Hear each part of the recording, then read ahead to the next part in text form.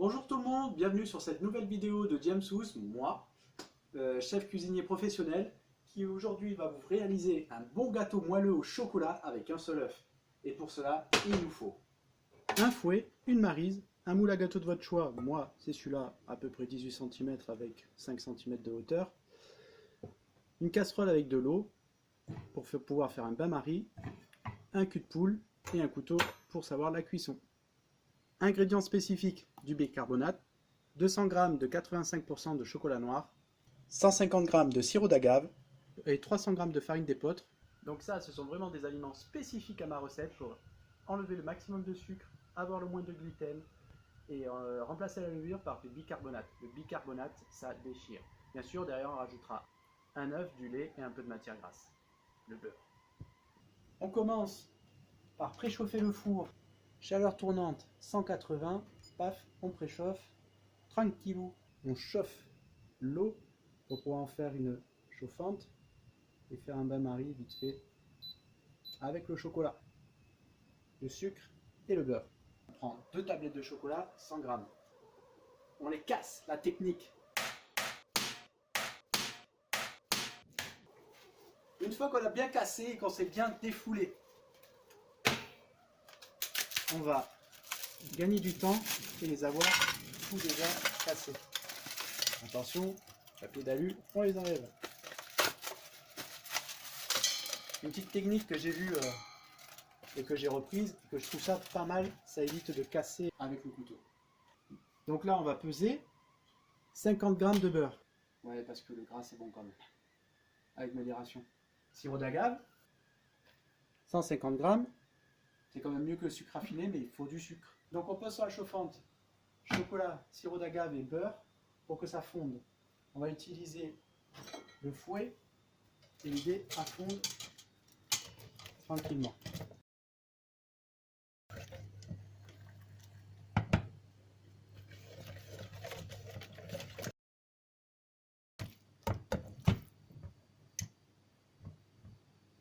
Maintenant que tout est bien fondu, on va mettre 300 g de lait de soja. On pourrait aussi bien mettre du lait de vache.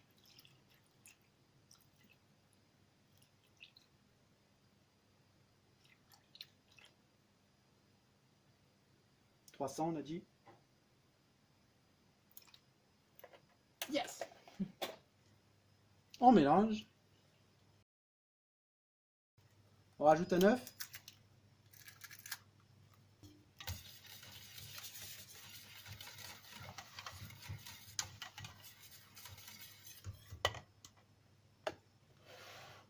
« 300 g de farine.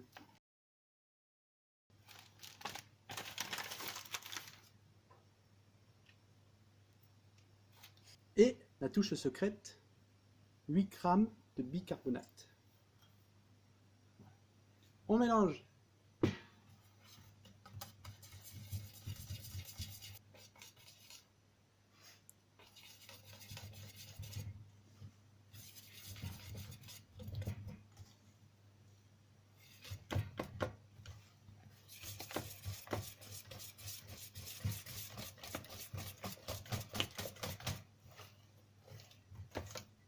Donc on racle bien les bords.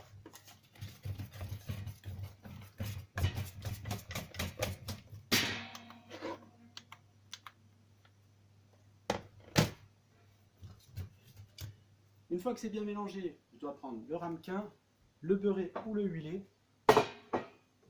Moi, je mets de l'huile d'olive, c'est vachement plus simple. Et en plus, ça alterne pas trop le goût. Étale avec les doigts, bien de partout. Donc de l'huile d'olive qui n'est pas forcément fruitée, assez neutre, vierge.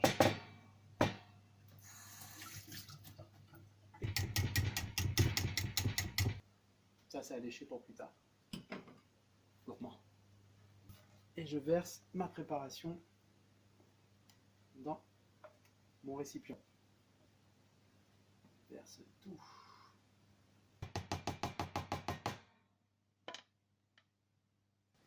À lécher aussi, de côté. Et maintenant on enfourne à 180 mi-hauteur pendant 5 minutes et après on descend la température à 160. Le reste du temps que la cuise, on vérifiera la cuisson avec un couteau au bout de 40 minutes, le temps qu'il aura bien gonflé. Le bicarbonate, vous allez voir, il va vraiment aider à gonfler. Ça fait pratiquement 5 minutes que le gâteau est au four. J'ai descendu la température à 160. Et là, on voit déjà qu'il a bien gonflé. Donc on va attendre une bonne demi-heure qu'il a bien fini de s'étendre pour pouvoir planter le couteau dedans. On va le planter. Au bout de 20 minutes, on voit qu'il a déjà bien monté. Donc là, on va attendre encore un peu. Donc là, ça fait 45 minutes. On va pouvoir le planter. On voit qu'il n'est pas cuit, mais on va quand même le planter. On voit qu'il a super bien gonflé. Tout. Donc là, on peut voir qu'il n'est pas cuit. Donc on le remet, j'irai encore bien un quart d'heure. Donc là, ça fait 1h02 qu'il est dans le four. Pour pas se brûler, on plie bien le torchon plusieurs fois et on va le chercher. Et on va pouvoir le replanter. Oh.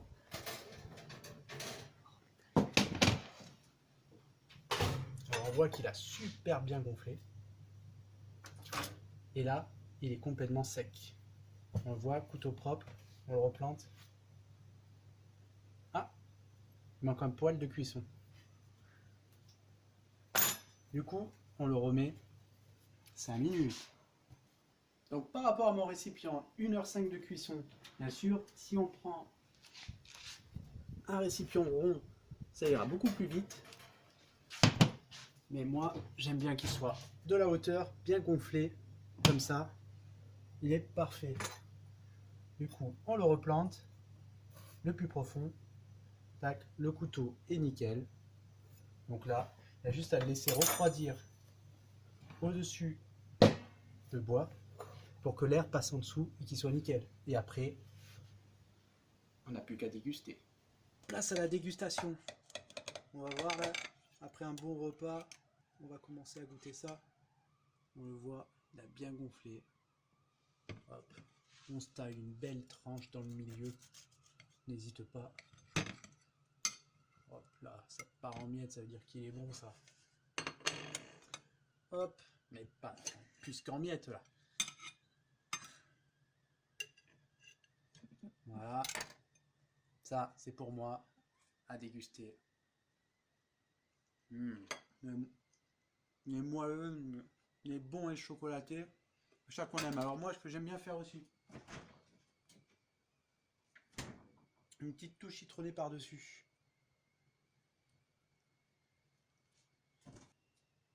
Avec un petit peu de miel d'acacia. Paf, encore plus que la gourmandise là. Oh là là là là. Oh, j'en mets de partout. Ah. C'est trop bon. Allez, regardez-vous.